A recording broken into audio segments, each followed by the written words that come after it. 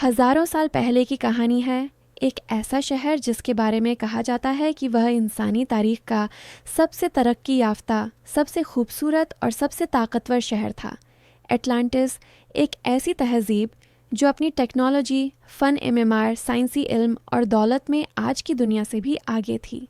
यूनानी फ़लसफ़ी प्लेटो के मुताबिक यह शहर समंदर के बीचों बीच एक जजीरे पर आबाद था। इसकी इमारतें चमकते हुए सफ़ेद संगमरमर से बनी थीं।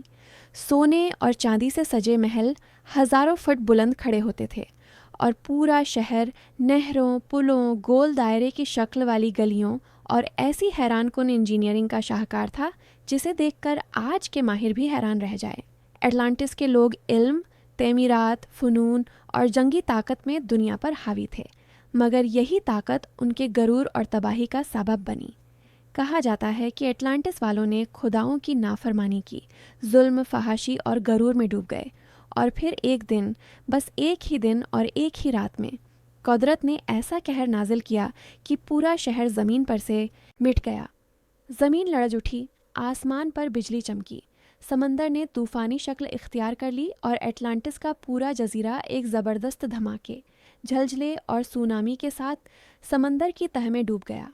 प्लेटो ने लिखा कि सुबह तक एटलांटिस का नाम व निशान भी बाकी न रहा, सिर्फ पानी, गहरा, खामोश, स्याह पानी।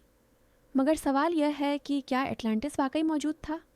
कई माहिर कहते हैं कि यह सिर्फ एक अलामती कहानी है, मगर हज़ारों खुताखोर, मुहक्किक और साइंसदानों का दावा है कि समंदर की तह में ऐसी बाक़ियात मिलती हैं जो इस परासरार शहर की मौजूदगी को साबित करती हैं। कुछ लोग कहते हैं कि यह शहर यूनान के करीब डूबा, कुछ कहते हैं यह स्पेन के पास था, कुछ के मुताबिक यह शहर बरमूडा ट्रायंगल में गायब हुआ, जबकि कई मुहक्किक समझते हैं कि शायद यह शहर सूनामी या आतिशफ़शां फटने की वजह से तबाह हुआ। मगर असली राज आज तक हल नहीं हो सका।